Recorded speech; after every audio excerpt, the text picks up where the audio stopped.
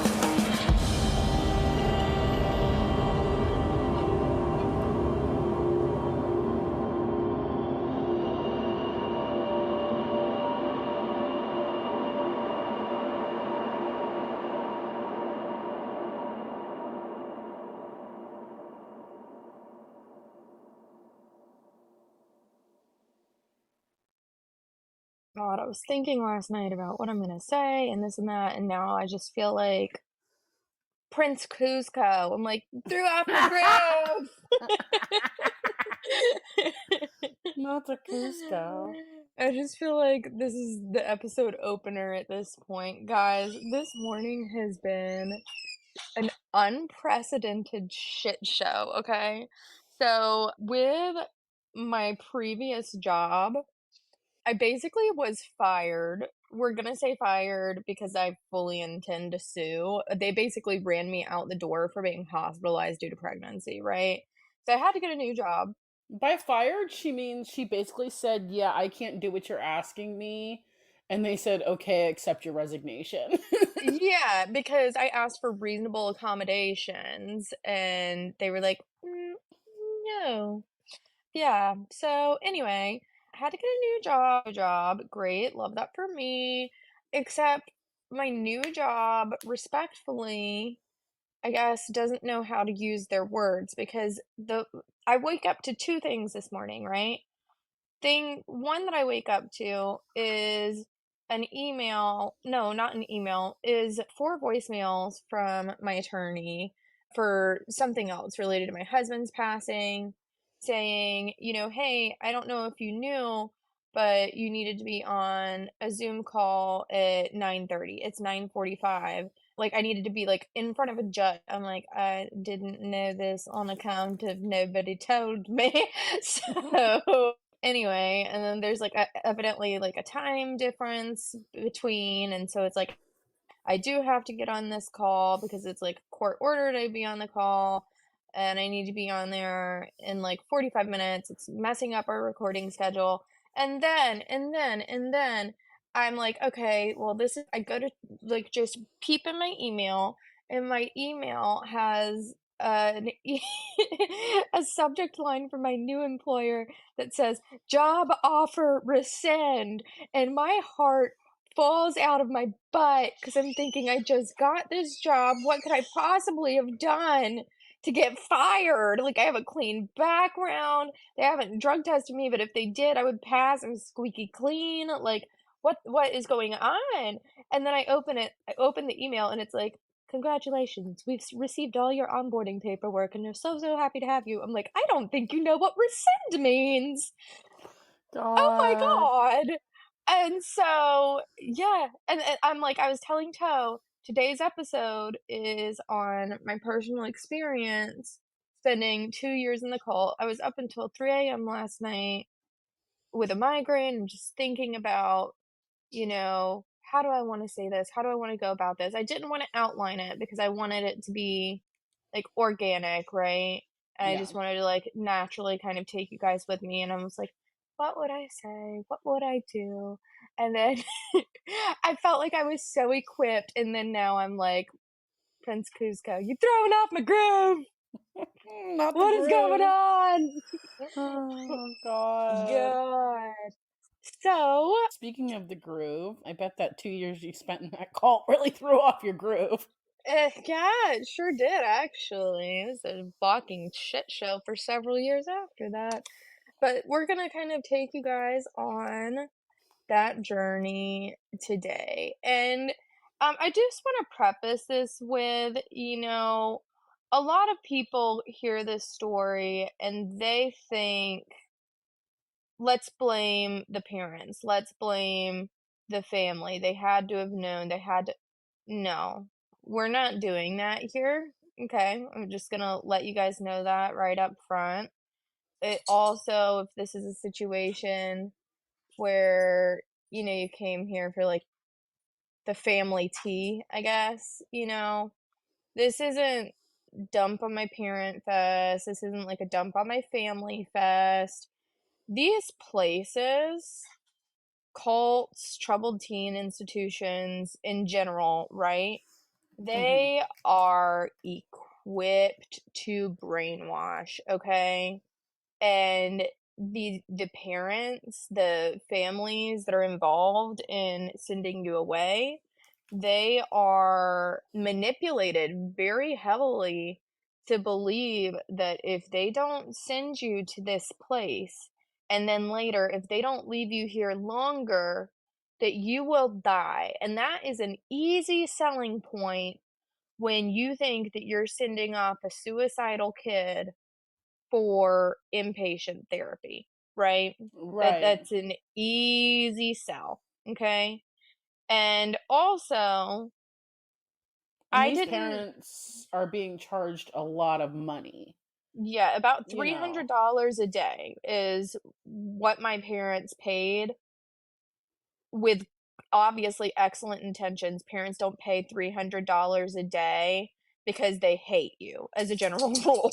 You know what I mean? Yeah. Like, if they're paying $300 a day under the guise that you're going to be receiving excellent and attentive inpatient care, they think that we're getting equine therapy and animal therapy and a good, Christian environment. And the list goes on and on what they think we're getting versus the wish version that we got. So definitely, like, they had good intentions. And also, like, you don't end up in a position where your parents are, and this is not a blanket statement. This is just my personal experience with the vast majority of cases that I saw, right? Okay. Right. But the better majority of kids who are sent to places like this aren't sent to places like this for no reason. Okay. There's a certain level of desperation that the parents are at. For me, well, I guess let's back that up just a second. So, other people who were at the facility, right? Mhm. Some common reasons that I saw girls there. And mind you, the part of this facility where I was at, I never saw a girl older than, and this is me guesstimating, but I'm pretty confident about this number, 23, okay? Mhm. And we'll get into the ages a bit later.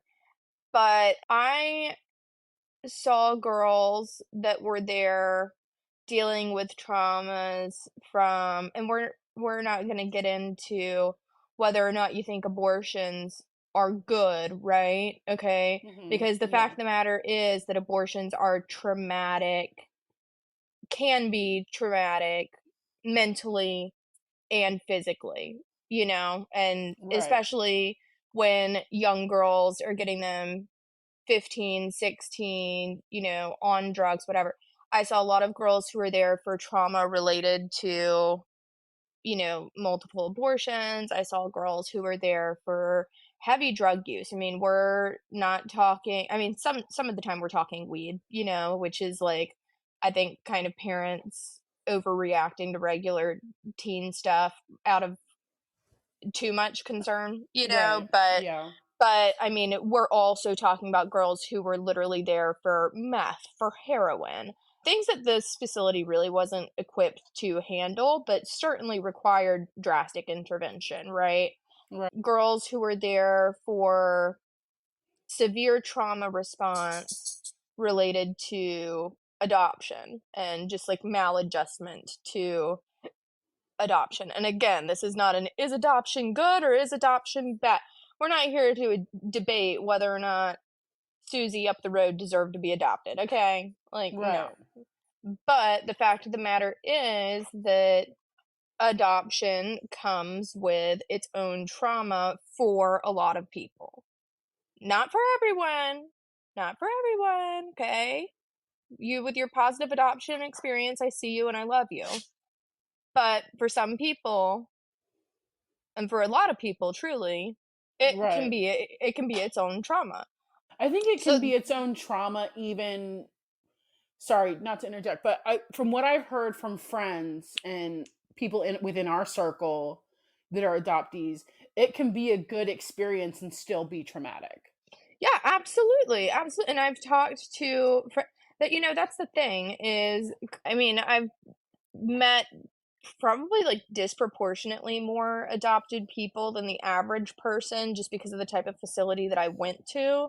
And I know that because of that, the pool of people that I'm talking about is already like, I don't want to say skewed, you know what I mean? But we're already talking about people who are there for trauma related to adoption. So obviously for them it was traumatic.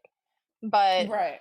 the general opinion that I've gotten from most people that I've spoken to who have dealt with adoption personally is that even if the experience was positive for them, there is some amount of trauma in, just not knowing your birth parents, etc. And, again, not deep diving that rabbit hole because I'm not adopted and it's really not my place, but I'm just listing off some of the reasons why people might end up there. There were, people who survived suicide attempts and their families like last resort at keeping them safe was sending them to a place like this when they were recovered and stable enough to move, things like that.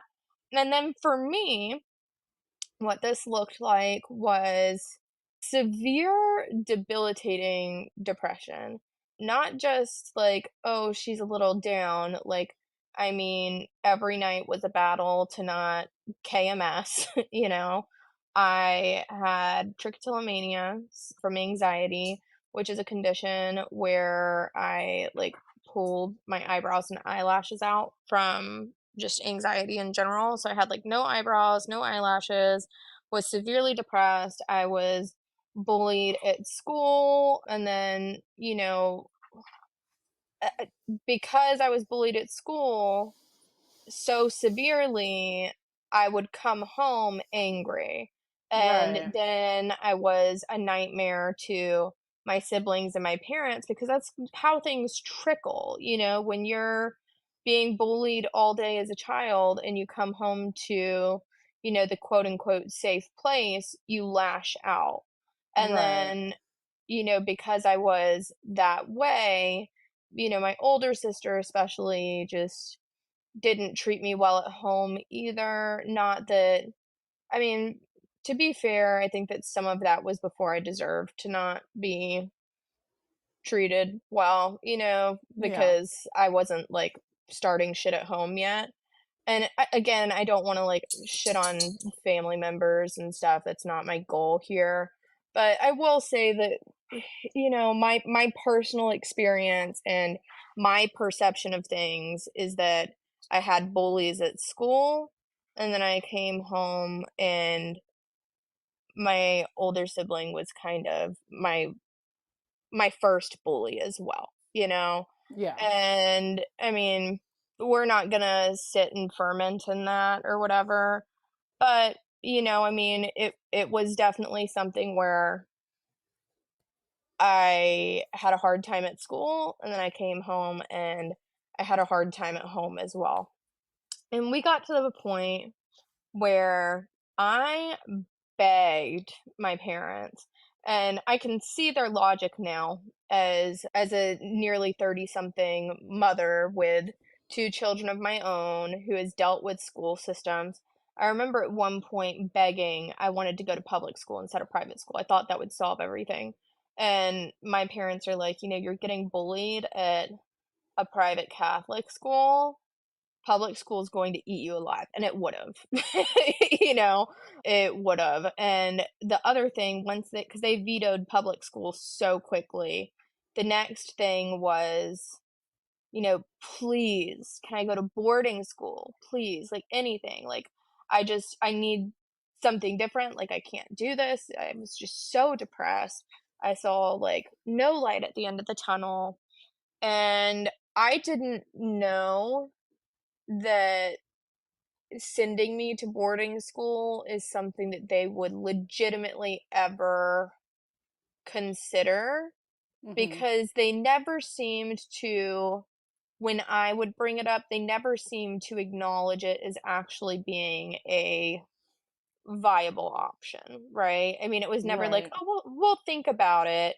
Like, I don't really remember how they responded to it, but I just remember not getting the impression that it would actually happen. Like, I wanted something different, but even though I was suggesting it, I just didn't think that they would do it. You know what I mean? It was never Mhm. something where we had a sit down conversation that was like, "Okay, like, you wanna go to boarding school? Let's look at some school." That never happened, so I just didn't see it legitimately coming. Now, it is summer of 2010, July, and it's my birth month, and I'm supposed to turn 16 on the 20th of July. And it's about 2 weeks prior to this. One of the one of the reasons why I was bullied at school, which I only laugh in hindsight because this is so stupid. This is like such a Catholic school reason to get bullied in 2010. I had gotten like a pixie cut, right? Mhm. And when I tell you I was shoved into lockers, I was called a dyke and told to kill myself. Like, I mean, because I got a pixie cut of all the things. Jesus. Yeah, so Yeah, see, ridiculous. that's where I disagree with the take that public school would have eaten you alive because that is some Catholic school brat shit, and nobody in public school would have done that. Yeah, that's actually probably a fair assessment too. I think the other thing though was like, I had no eyebrows, no eyelashes. Not that that's like a viable reason to bully a child. I just Right. think that I was all around a super easy target. Right. You know? Yeah, in summary. Like, there were 101 reasons to bully me, honestly, and then the pixie cut was just the private school reason too.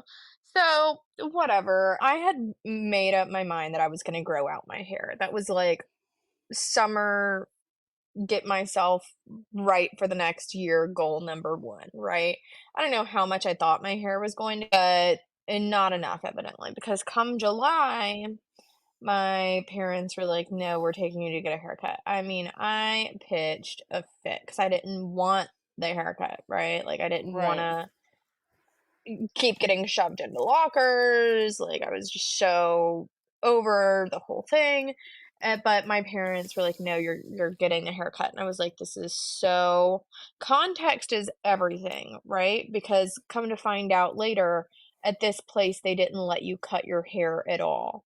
So my parents, a very common plan was that this place would suck you in, thinking that you were just sending your kid for the summer program, right? But then Mm, based on your quote unquote performance in the summer program, they would tell your parents that you actually need the long-term program, but they did this to everyone, right? gotcha. And a very small portion of those kids would end up not being roped into the summer program. Like, I think I saw maybe 3 or so girls in my 3 summers there not get roped in to a long-term treatment. So my parents, I think, they had good intentions. Do I think this was necessarily handled appropriately? It wasn't that big a deal. It was hair, right? Like, Right. I wouldn't have dragged my kid personally, but, this is also 2010, different times, whatever.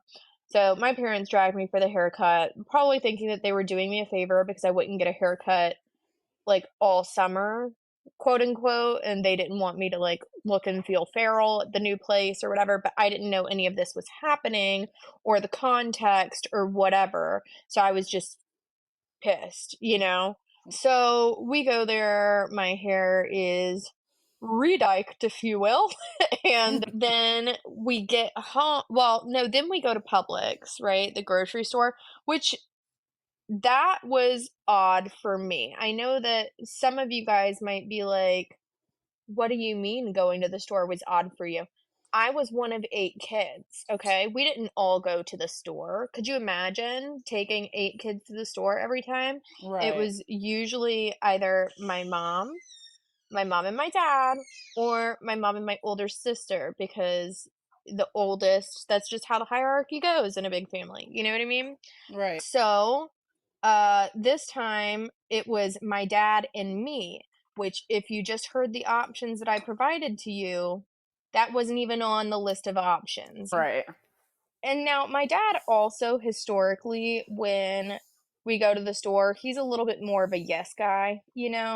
Like he might Right. sigh and be like, yeah, I guess. But generally speaking, if we go to the store with our dad and we're like, "Hey, can we get this snack?" It's like, "Yeah, I guess." Like, put it in the cart. Whereas my mom's more like, "Is it on the list?" I mean, now it's different. We're all older and we generally ask for what's reasonable. You know what I mean? But Right. my mom, if we were at the store with her for some reason, which still would have been atypical, it would have been like, no, we can't get every ice cream we see. Right. Whatever, but my dad, I'm like, "Can I get this, like, weird brown rice brand I'm probably not gonna eat?" And he's like, "Yeah, I guess." Like, Twix ice cream bars, and I still remember what I asked for that he said yes to, which tells you, like, how burned into my brain this is for no reason, because it's, like, my last moments, quote, unquote, "on the outside," right? Right. And I'm like, "Can I get these Twix ice cream bars?" He's like, "Ugh, yeah, like, I guess." And so I put them in the car, we go home, and things are weird, right? Because I'm one of 8 kids, and when I get home later that evening, everybody is somewhere else. My siblings have all gone to sleepovers, and I'm the only one home. It's just me, my dad, and my mom. And I'm thinking, what the hell? Because as you guys can imagine, in a house that usually has 10 people, right? To go Mhm. from 10 people to 3 people, that feels like more than a coincidence, right? It Right. was a very ominous feeling. And I don't remember how exactly the confrontation went, but I remember that I somewhat instigated it, like, why does everybody else get to go out? I don't, whatever. And then it very quickly turned from you know, like why I don't know. I don't want to get into all the details of that because quite honestly, looking back, right? Some things are more like looking at memories through a kaleidoscope, right? it's like you see a distortion of what happened, so I don't wanna misrepresent. But I will say that I remember that something transpired, and it wasn't a kind exchange between myself or my parents on either end, and they were kind of holding me accountable for, the way I'd been acting. I'd relatively recently snuck a boy into the house as well, which, as you can imagine, in, like, a Catholic family, like, that's a huge no-no. I mean, that's a no-no for most teens who are doing idiot teen stuff or whatever, but my parents especially, like, that was a massive no, you know?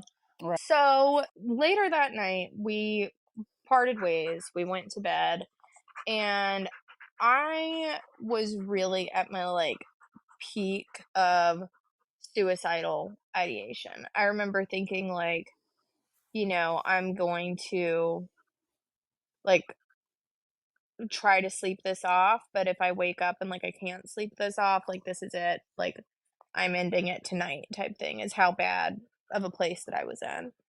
And I eventually cried myself to sleep, and I woke up around 3 a.m. to my mom, my dad, and 2 strangers in my room.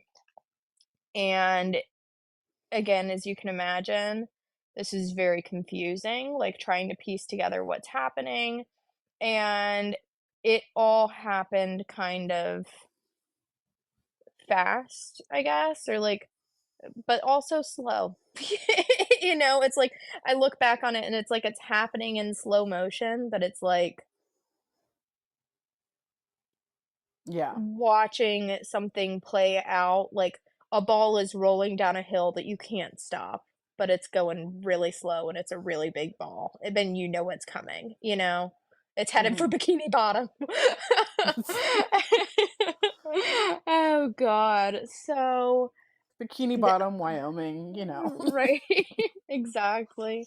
And so, I God. mean, I was on my bed, which was a loft bunk style bed, and my mom, like, handed me pants up there because I was just sleeping in, like, a t-shirt and underwear or whatever, and I put my pants on my bed while, like, all these people are in my room. It was so weird, and then I got down, and they kind of started explaining to me that, like, I was going to go to this place in Wyoming, like, because of, my behavior, because of all my issues and this and that, and, like, this place had resources that was going to help me stabilize and get on my feet, and I, like, never get emotional telling this story. It's gotta be the pregnancy, man. But anyway, I, like, go to the bathroom, and it's the middle of the night, so they're like, "You need to, like, go to the bathroom before we leave, like, we're gonna be on flights and stuff." And I remember them not letting me close the door all the way to use the bathroom, and that was the first time where I was like, "What is going on?" Like, I was ready to go willingly, and I was so confused, like, why things were happening the way they were happening, you know? Like, Right. I would've just gone, and they put, like, a boot thing on my leg, like, if you sprain your arm or sprain your leg, or, like, I break your leg? I'm not sure under what circumstances you would need Yeah, this type of a like boot. a medical boot. Yeah, yeah, but it's, like, kind of weighted too. I don't know if that's standard or not, because 'cause I've never had a break like that, but the idea is it's gonna slow you down, right? You're not gonna be able Right. to just, like, run off. They put one of those on me, and I said my goodbyes to my parents. Sorry, this, like, chokes me up, and I don't know why, because it never does, but I guess just as a mom now, it hits different. It's, like, the only one of, like, 3 times, I guess, because my husband's funeral, but one of very few times in my life that I ever saw my parents cry, you know? And they were doing the best that they knew for me, but god damn, I'm sorry, this is, like, harder than I thought it was gonna be today. Oh, I'm never like this. This is fucking pregnancy hormones. They're there, feelings. God, I hate myself. I'm never a little bitch for this. Okay. They're there. Okay. Alright. We're putting on our big girl pants. This is not happening. I'm not doing feelings. Why is this happening? Okay. That's absolutely right. You don't do a feeling. I You're a don't do a feeling. We're not editing this out either. This is just me getting my shit together. Sorry, guys. I don't know where this came from. I've literally, like, gone to universities and talked about my experience start to finish. I've gone on podcasts or whatever, talked about my experience at, like, rallies and conventions and stuff. I'm like, I don't know where this is coming from. It's for real the hormones. But yeah, damn it, like, niece 3. literally. But, like, my parents were so well-intended, and I know that because they were so emotional about the decision that they were making, right? Right. Now, as we leave, it's like me and these 2 strangers have been hired to take me, right? Because that's what these facilities recommend. They recommend that your parents don't take you, which is kind of funny. I don't know if it's because they don't want them to see the facility. I don't know if it's because I'm sure they it's that. I'm sure it's yeah. that. I think also, they don't want parents to, like, Now, quote unquote go ahead. really stupid, irrelevant logistics question, but that just like made me curious. So, are you saying your parents have to separately hire these people? Yes. It's third party, yeah, and not only that, but they have to, like Like, I've heard r this story, but I always just assumed that the men worked for the no. facility. No, it Okay. was a married couple, it was a man and a woman, and they did not work for this facility, they came recommended by the facility. And my understanding, based on other people who have had parents who gave them access to not to say that mine wouldn't if I asked, I don't know if they would. It's kind of like a taboo topic in our house. We don't talk about it that much at this point. But point being, I know that some other people have been able to look over this paperwork, and the parents who give these people the authority to transport have to, like, sign over temporary guardianship to these people to Hmm. do so, which is, like, a very strange concept. I guess because 'cause they're crossing state lines with a child that's not theirs, I don't know. Right, But but I mean, and now obviously the situation is different, but I know you've sent your kids out of state with relatives that are not their right. guardians. Was that something that Sure. you had to do? No, and I mean, I've never had to sign that type of paperwork. I don't know, like, the why of it? I wish I did. If somebody who understands more the why of that or has done Yeah. research, I let mean, let me obviously know. this is not sending your kid on vacation with their grandparents, but I'm just saying like, Sure. I don't know. Yeah. And I really don't know the why of that either, but it is like a very common theme that we see with these types of the common phrasing for what we call them as like survivors in the industry is kidnap for hire, right? Yeah. Because although legally it's permissible, your parents have given them the right to do this, the trauma of the experience registers as a kidnapping. Does that make sense? You're No, it makes taken and perfect sense. It's yeah, very kidnappy. yeah, you're like taken in the middle of the night by these strangers who are telling you you have to pee with the door open and um like everything is like all Twilight Zoney and weird, and you're traveling across state lines with these strangers and don't have access to call your parents or to what you know what I mean? It's strange. It's It's kidnapping. yeah, It's it's giving kidnappy. kidnapping. Um so anyway, we take a couple of planes.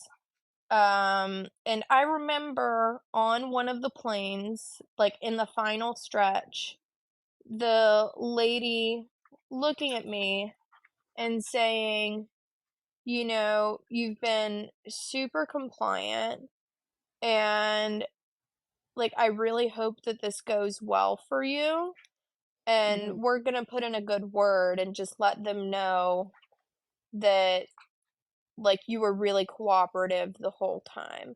And I was thinking like, okay, like I'm going into this with like a leg up. They know that like I'm not just some punk ass kid. Like I want the help. I want to get on my feet, like and I mean, I've been saying for years like send me to boarding school, put me in an all Yeah. girls school. I'm thinking like, I'm So at that point, you weren't thinking like, well, if they had to put on in a good word for me, what would happen if they didn't? no, at this point I'm thinking that this is going to be like and this is going to sound so stupid, right? But Mhm. I'm thinking that this is going to be like an all girls Zoe 101 but like with horses though.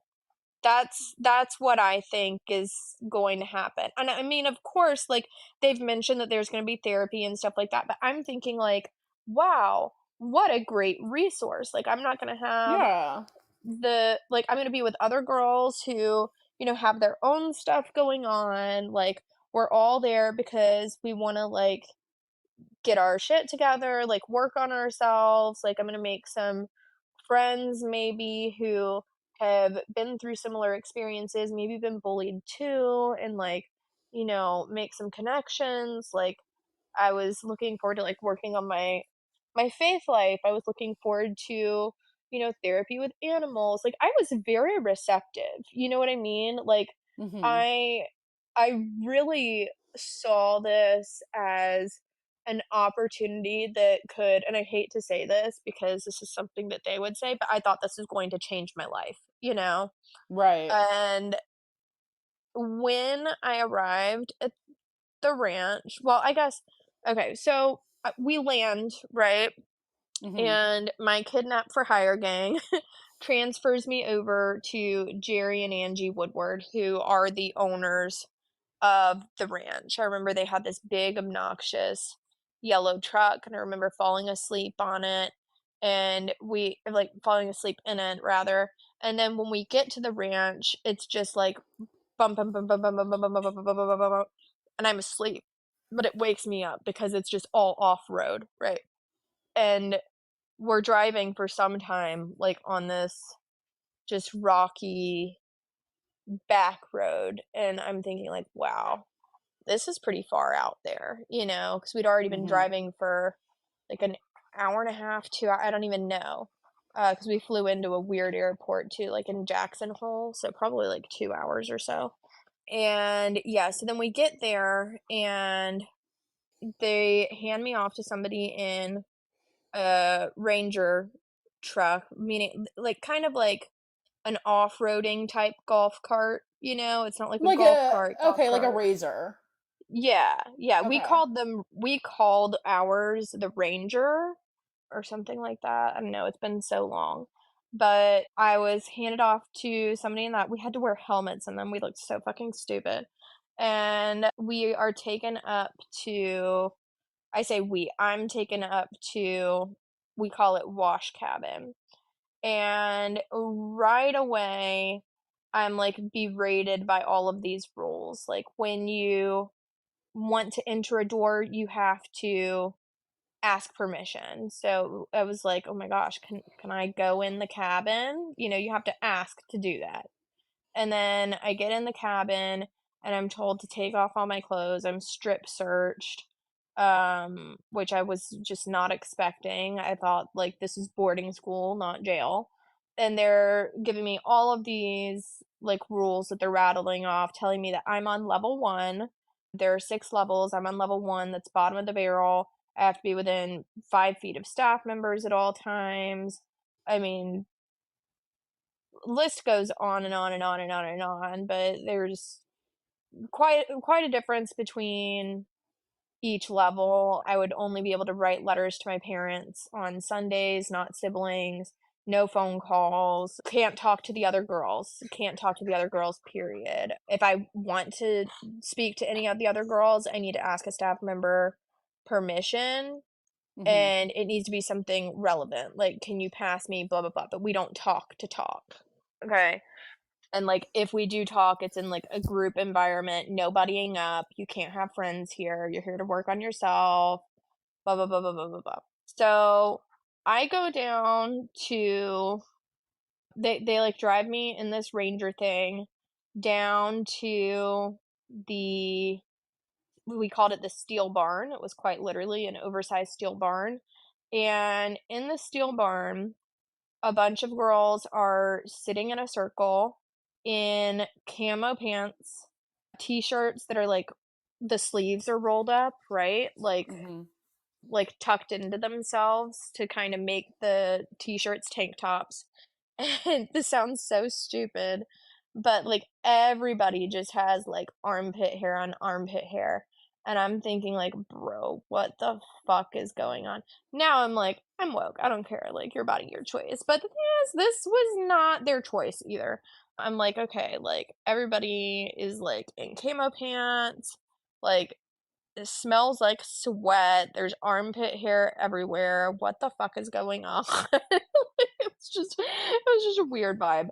And they're packing these oversized, like, backpacks, like hiking backpacks, like the big ones that go, like, over the shoulders, and then you clip them around your waist, like Parent Trap on steroids, guys, 'kay? Mhm. So, they're packing all of these, and I'm told that, the girls are preparing for the annual hiking trip. I'm gonna be going as well, and that I was going to go and introduce myself to the girls. They were gonna introduce themselves, and we're gonna start, you know, getting me ready to go on the hiking trip. Mind you, it's July 11th of 2010 at this point, and my birthday is in 9 days, so I'm still 15, not quite 16, and this is when I get to the ranch. So, I go into the steel barn, and we do introductions, and I will never forget, there was one girl who said, like, "I'm so and so, I'm on level 3 of 6, okay? I'm on Mhm. level 3, and I've been here for 3 years." And I literally was like, "What? You're only on level 3 and you've been here for 3 years?" Which is obviously, like, not what you should say, you know what I mean? But I Right. was, like, indignant. I was like, "What the actual fuck is going on here?" Like, you've been here for 3 years, you're halfway through the system, and, like, there was nobody. When I say nobody, like, nobody was there who was over a level 3. There were, like, 20-something girls. "I've been here 2 years, I've been here a year and a half." Nobody was like, "I got here last Tuesday." You know what I mean? Everybody was like, Yeah. "I've been here a year and a half, I've been here 2 years, I've been here 3 years." And I'm thinking, what the fuck have I gotten myself into? And it was at that moment that I decided that I would be going home, no matter the cost. If it meant getting myself kicked, whatever. I was like, a mistake has been made. Like, I'm not out here, like, doing meth. I haven't even had sex yet. Like, I'm like, don't get me wrong, like, I have shit that I need to work on, but I don't know what these girls have done to land them in 3 years, but it has to be something more than being angry and depressed, Like, it Right. has to be more than sneaking a boy in the house and kissing them, I'm like, because this me, it does not equal 3 plus years here, like, it didn't even make sense. Like, I could not compute how they felt like I belonged here, which is a very common response among the girls. And they'll tell you, like, "Oh, you think you don't belong here, but you do." And blah, blah, blah. They give you a handbook, like an indoctrination handbook. "You probably think that you don't belong here, but right now you're just looking at the tip of the iceberg. And, we're going to look at the whole picture." And basically saying, like, "You're indignant right now because you think you don't belong here, but you do, and we're gonna prove to you how much you belong here. And they do that by that initial shock that would shock anybody of everybody being there so long, you know? Mhm. And then the girl's natural response in most cases that I've seen is to act out because they don't wanna be there. And it almost, like, makes them worse off than they are, right? Because it's like a survival tactic almost that you see everybody else here who seems, like, brainwashed. They all talk the same, they have the same mannerisms, they, have been here 3 years and aren't even halfway through the level system. You're like, "That can't be me," you know? Um, and so when I went on this hike, which we left on the next morning, I was bound and determined to get myself sent home. I was, like, under 100 pounds, super underweight, not because I wasn't fed, but because I was on medication that just made me, like, sickly, like antidepressants that made me lose a lot of weight and stuff, and my pack weighed about as much as I did. Some of these girls have been there for years, and they have been, like, aggressively getting fit, right, at this place. They're super fit, and I am not that. So already I'm at a disadvantage, and it's really not safe for me to be joining the people on this hike. I'm coming from below sea level Mhm. to a very high altitude. Right. I'm underweight, being handed a pack that's as heavy as I am, and being told, oh, given, secondhand shoes, and my ankles are like these frail little bird feet, and being told, "Okay, go do what the other girls who've been here for 3 years are doing." And I couldn't keep up. Not only could I not keep up, but I didn't want to keep up. I was bound and determined to slow things down as much as possible and get myself sent back home. That was my hope for this hiking trip.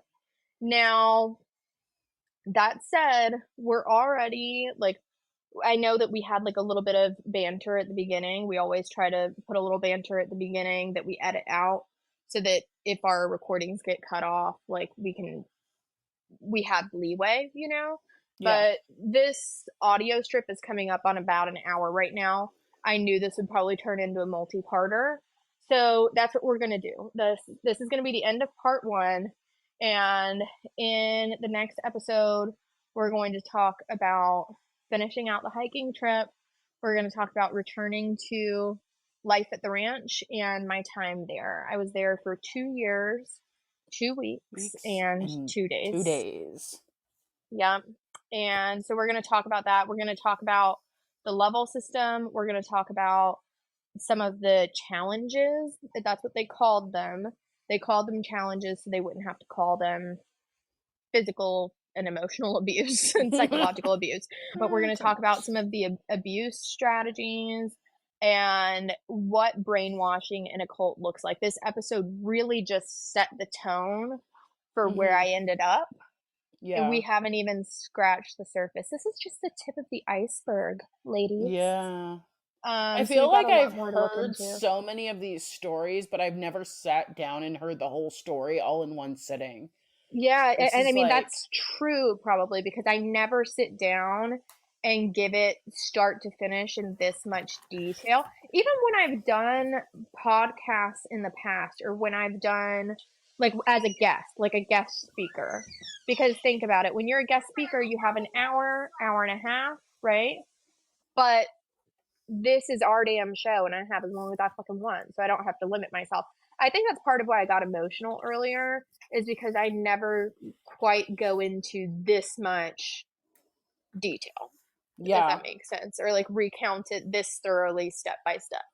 No, you So, usually don't. You're just kind of like, "Oh, remember that one time at the cult? Ha. yeah, when I That was thing tied to a happened?" goat for like 6 months, or when I had to live behind a stove, lol, and everybody's like, What? So we're going to talk about more of that on our next episode. Patreons specifically for you. I usually, when we have a two-parter, right, you guys get it right away. It's going to be a little different for this one, guys, because usually when you're getting a two-parter, right, or a multi-parter, because I don't know how many parts this is going to be, but when you're getting a multi-parter, you're getting something that we've outlined all in one shebang, and we're recording it all in one go, editing it, etc. Because this is a different situation, we're not outlining, right? I'm like spending emotional energy personally recounting my actual trauma. We're spacing out the recording a little bit to give me some time to recover from the last recording, if that makes sense. So this is going to be something where you're still going to get it early. You're going to get it on Fridays, but this is the exception to the rule of multi-parters being readily available to Patreons right away. This won't be because it's not recorded yet. I need some time before we get into the next one, just so that you guys are aware of why it's happening this way, this time only. Yeah. Yeah. Okay, great. Well, it was not a good time, but it was a time. I hope that you guys are at least, getting something from this. Maybe just Yeah. don't send your kids places like these. It's nothing else. No, really don't. And just from my personal experience, I have seen, like, in different Facebook groups, like Reddit forums, things like that, parents actively, I guess, preparing to send their kids away to very similar facilities, because there's a lot of these, not just the one that LJ was sent to. There's quite a number of these Yeah, there's a lot. facilities. A lot of them have been shut down, which is great, but a lot of them haven't. Right. And Um, and if it weren't for my relationship with LJ and hearing her tell, these stories over the past 5 years, I would not have the knowledge to say, hey, you're sending your kid to a torture camp. yeah. And Because, that's like, really what it was. the way these, like, brochures and, like, things are made, you know, if you don't hear these stories, if you're not aware of what is the troubled teen industry, I could very easily see where you would have no concept of what you're sending your kid away to. So, Right. just Because through. on paper, guys, it looks like horse camp with therapy. That's the Yeah. thing. Is like, and that's why, like, so many people, they hear about things like this and they're like, well, fuck your parents. Like, they knew what they were doing. Bro, no, they didn't. They quite literally did not. They did Yeah. not. Yeah, and it's so important because I've seen kids be saved from being sent away to places like this, all because a survivor told their story and somebody saw it on TikTok or YouTube or whatever the case may be. Right.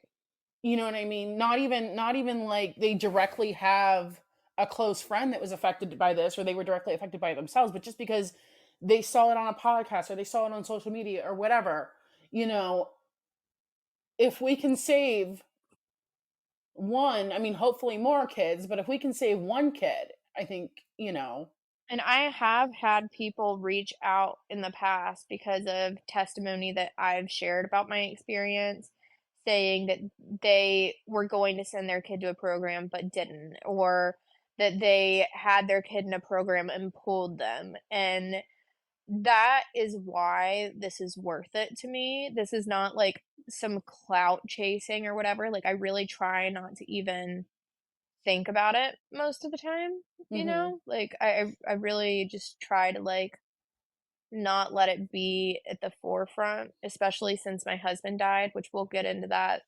later and how he relates to this experience. But it's not something that I like to ferment in. Like, it took too mhm, much of my life so I don't like to keep my head space there.